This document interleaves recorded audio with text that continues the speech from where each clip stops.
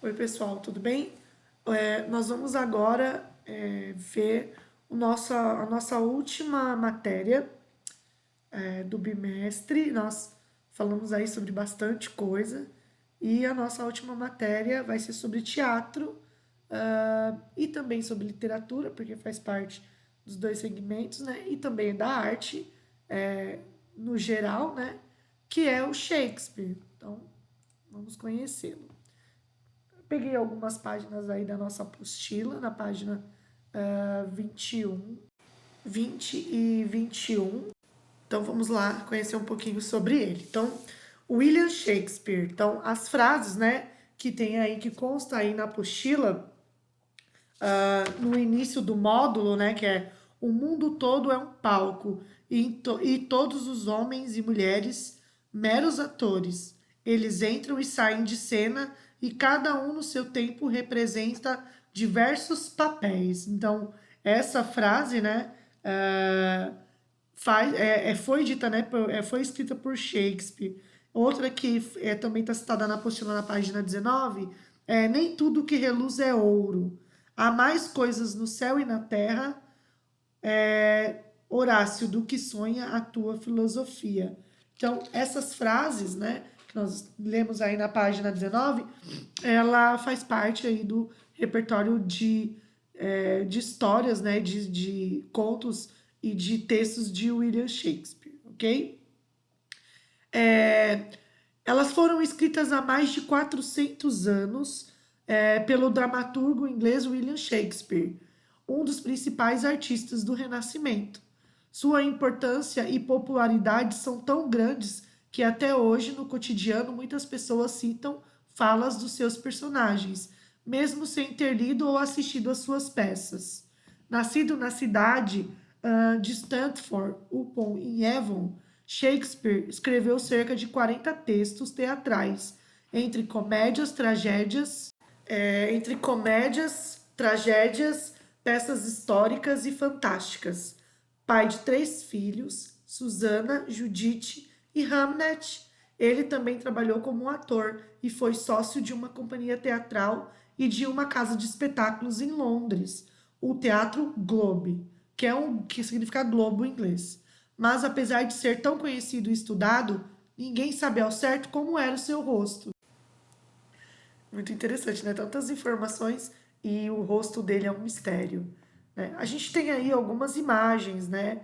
É, que remetem à fisionomia de Shakespeare. Então, aí na apostila de vocês, na página 20 e 21, tem alguns exemplos disso, tá?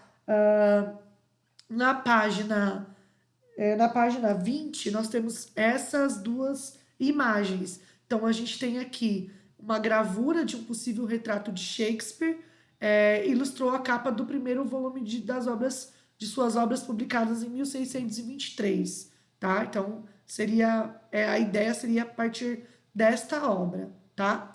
E aqui, ó, estátua em homenagem a Shakespeare na Igreja da Santíssima Trindade, em Stanford, em Avon, onde ele foi batizado e o seu corpo está enterrado. Então, aí nós temos uma outra ideia de como era, né, a fisionomia de Shakespeare. Mas nada é certo. Se há dúvida sobre a aparência de Shakespeare, não há dúvida sobre sua genialidade. É verdade que esse autor raramente criava enredos originais, buscando seus temas em obras conhecidas, mas sempre com um olhar bem diferente sobre eles. Isso resultava em peças com personagens que retratavam o espírito do Renascimento, ao agir de acordo com seus valores individuais. A maioria estudiosos, desculpa, reconhece Shakespeare como um dos autores mais importantes de todos os tempos. Vamos ver um vídeo que fala um pouquinho sobre William Shakespeare.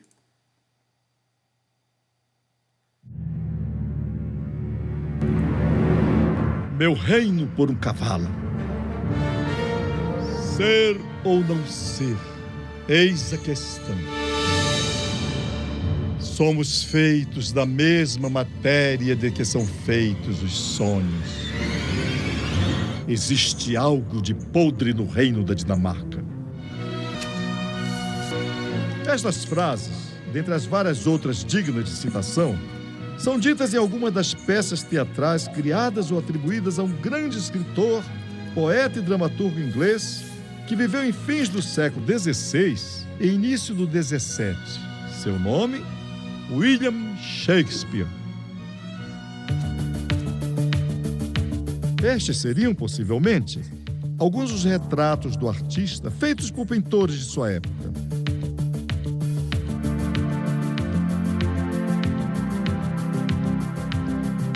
Dizemos possivelmente porque ele é, até hoje, um dos maiores mistérios da história da humanidade. São bem poucos ou até mesmo insuficientes os dados oficiais de que dispõem os historiadores para assegurar quem foi realmente William Shakespeare, como foi sua vida pessoal e até mesmo comprovar a procedência e autenticidade da sua vasta dramaturgia. No entanto, os pesquisadores de suas obras reuniram alguns dados sobre a biografia e a personalidade desse artista, considerado um dos maiores gênios da literatura universal. Shakespeare nasceu em 1564, na cidade de Stratford-on-Avon. Era a época em que a Inglaterra conquistava novos territórios, dominando e saqueando povos em quase todas as regiões da terra.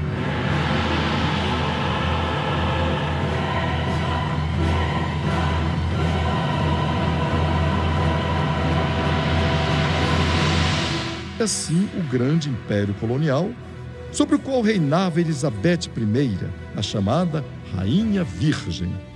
Bem, ela morreu solteira, mas quanto ao resto, há controvérsias. O que sabemos ou julgamos saber hoje sobre o grande William é que nasceu em uma família de bons recursos financeiros, mas seu pai entrou em falência e o jovem teve que largar os estudos e trabalhar em várias ocupações. Quando deixou sua terra natal e partiu para Londres, a Inglaterra vivia seus tempos áureos de luxo e prosperidade. A cidade londrina era então um centro de intensa vida intelectual e entretenimentos. E adivinhem onde Shakespeare foi encontrar trabalho? Na porta de um teatro. Ele tomava conta dos cavalos em que chegavam os fidalgos para assistir às peças teatrais.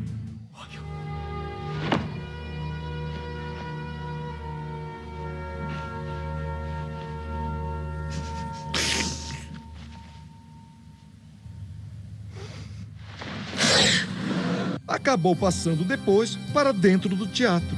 A arte teatral tornou-se então o objetivo principal de sua vida. Foi ator e, sobretudo, um grande autor. O teatro onde ele mais atuou era o Globo, The Globe Theatre, a mais importante casa de espetáculos em Londres.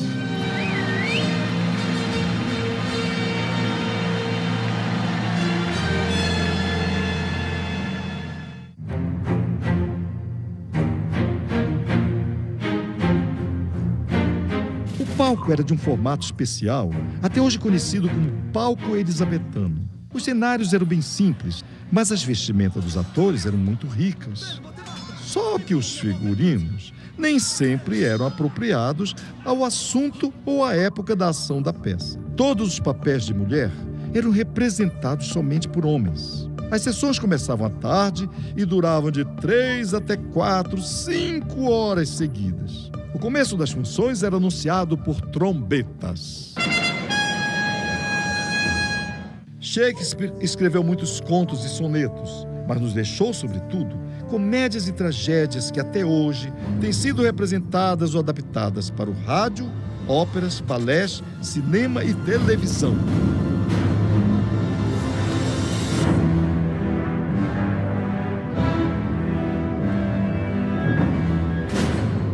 Morreu em sua terra natal, Stratford-on-Avon, aos 23 de abril de 1616, no mesmo dia em que completava 52 anos. Foi, sem dúvida, um dos maiores conhecedores das paixões que movem o ser humano. Shakespeare nos deixou diversas comédias e tragédias como Hamlet, Otelo, Macbeth, que apresentam personagens complexos, com seus erros e virtudes, paixões e atos que nos despertam, ora o horror, ora a compaixão.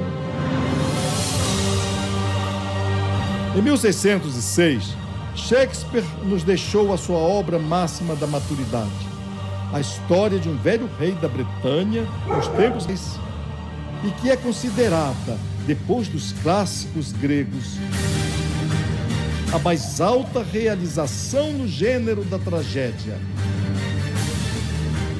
Rei Lear.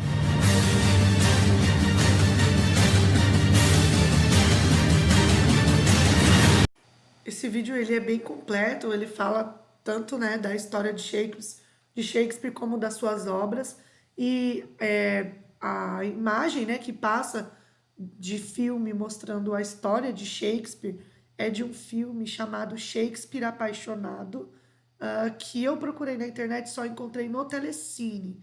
Então, se você ficar interessado em conhecer um pouco mais sobre essa história, né, a história de William Shakespeare, assista ao filme Shakespeare Apaixonado, ok? Vamos conhecer então as duas principais obras aí, Hamlet e Romeu e Julieta, né? O Hamlet, e aí na apostila de vocês, ela começa a ser tratada na página 22. Então fala de um príncipe muito famoso, né, o príncipe Hamlet. Uma das citações mais conhecidas de Shakespeare é ser ou não ser, eis a questão.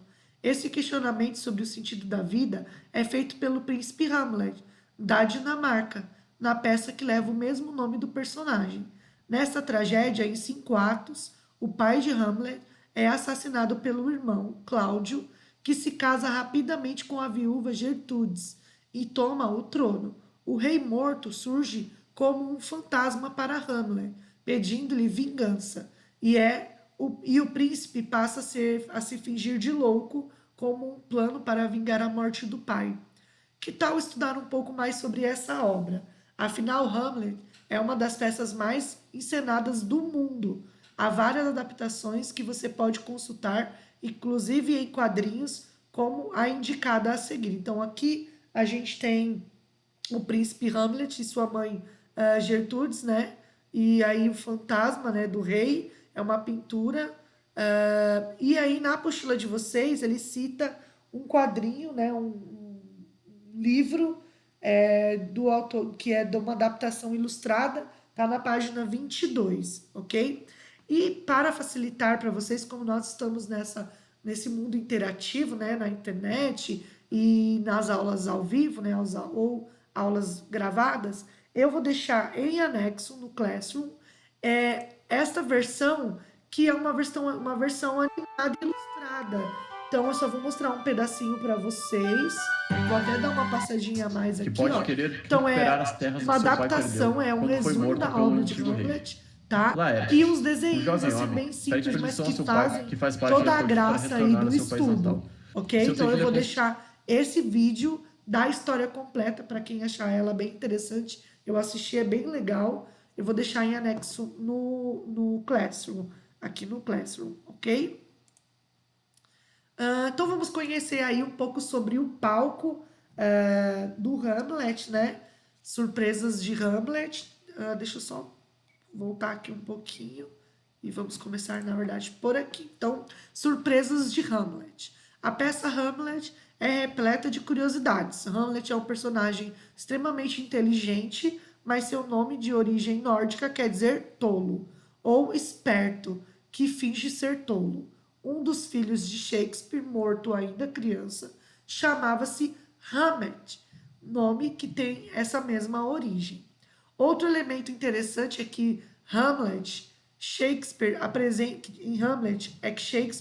apresenta uma peça dentro da peça, o que configura o uso da metalinguagem, ok? Isso vocês vão ver bastante em língua portuguesa. Uma peça dentro da peça. Então, ao saber que uma trupe de atores passava por sua cidade, Hamlet decide contratá-los para interpretar uma peça. Ao conversar com eles, o príncipe se comporta como um diretor teatral, dando dicas como estas. Fale essas falas como eu as pronunciei. Língua ágil, bem claro. Se é para berrar as palavras, como fazem tantos de nossos atores, eu chamo pregoeiro, público para dizer minhas frases.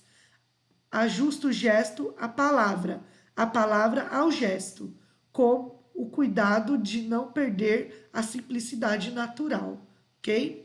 Então, ao criar essas cenas de metalinguagem, Shakespeare aproveitava para criticar vários aspectos do teatro de sua época, como o modo exagerado de atuar de alguns atores. Encenada especialmente para seu tio Cláudio e sua mãe Gertrudes, a peça é chamada por Hamlet, ironicamente, de A Ratoeira, e apresenta uma trama de assassinato.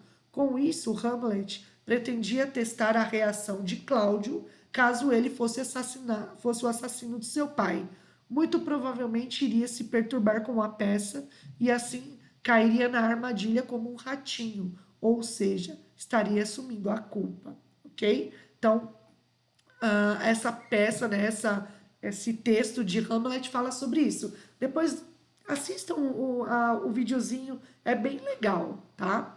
E essa diversão ela acontecia dentro do Globe. Então, no tempo de Shakespeare, o teatro ingleses apresentava, os teatros ingleses apresentavam diferenças marcantes em relação à maioria dos teatros atuais. Um típico palco elisabetano, chamado assim porque se popularizou durante o reinado da Rainha Elizabeth I, era feito de madeira, em formato circular ou poligonal, construído ao céu aberto, só permitia a apresentação de espetáculos à luz do dia, sob boas condições climáticas. Então aqui a gente tem uma gravura que ela é de 1616 e que mostra como era o Teatro Globe, ok? Aqui abaixo temos o Teatro Globe, como ele foi construído em Londres. Então, parte do público assistia a tudo em pé, como nós vimos lá no primeiro vídeo, que fala de Shakespeare, como se estivesse em um show de música pop. Irreverente, esse público não parava quieto e, caso não gostassem da peça, jogava comida nos atores. Mas a maioria mas a maior ameaça para os artistas e também para a plateia era a peste bubônica, doença transmitida pela pulga de rato, que a gente já falou quando nós falamos da Idade Média, a peste negra, né, que nós comentamos, tá? Frequentemente, as casas de espetáculos eram fechadas para evitar a proliferação da doença. Como havia ingresso com valores mais baratos e acessíveis e outros mais caros, o teatro era uma diversão popular e se tornava um ponto de encontro para diversas classes sociais. Quem pagava a entrada mais barata ficava em pé, diante do palco, e via os atores de baixo para cima. Ingressos mais caros davam acesso às poltronas ao redor do palco, localizadas em galerias ou em camarotes, em andares superiores. No total, o público chegava a 3.000 pessoas.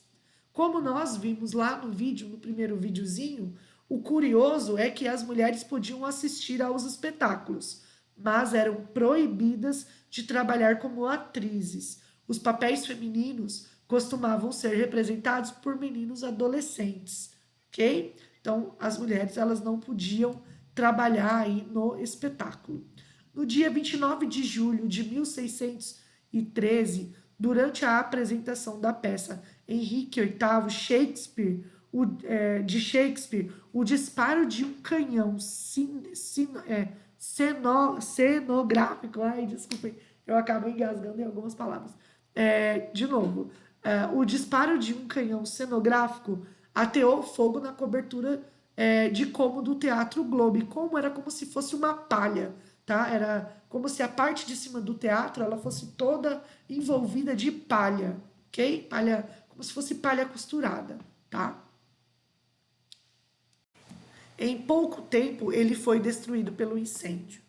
Mas em 1997, Uma réplica do teatro foi construída em Londres. Desde então, nesse espaço, batizado de Shakespeare's Globe, são apresentadas adaptações de Shakespeare que reproduzem ao máximo as características originais das peças feitas por ele. Além disso, o local promove uma série de atividades educacionais e intercâmbios artísticos. Então, em 2000 e 2012, por exemplo, o grupo teatral mineiro Galpão fez sucesso no Globe ao apresentar a peça Romeu e Julieta. Já em 2014, foi a vez da companhia de atores de Shakespeare, do Shakespeare Globe, lá de Londres, vir ao Brasil apresentar Hamlet na cidade de São Paulo e no Rio de Janeiro e em Belo Horizonte. Então há essa troca aí entre as companhias. E aí a gente tem a sensação de que realmente está dentro do Globe assistindo uma peça de Hamlet, ok? E uma das maiores clássicos de Shakespeare é a obra Romeu e Julieta, que eu não vou citar ela, na verdade, hoje, vou deixar ela para o próximo bimestre, ou se eu não me engano é o quarto bimestre, ou é o terceiro ou é o quarto bimestre que nós vamos falar um pouquinho sobre ela na parte de teatro. Mas eu quero muito mostrar para vocês uma das coisas mais interessantes que eu tive a oportunidade de ver. A peça Romeu e Julieta, ela é interpretada, ela é criada como se fosse duas famílias que viviam em Verona. Verona é uma cidade italiana, essa cidade, ó, cidade de Verona, que é uma cidade medieval muito bonita, que tem, né, aqui a passagem do rio. E dentro da cidadezinha, da parte histórica da cidade, nós temos a casa de Julieta.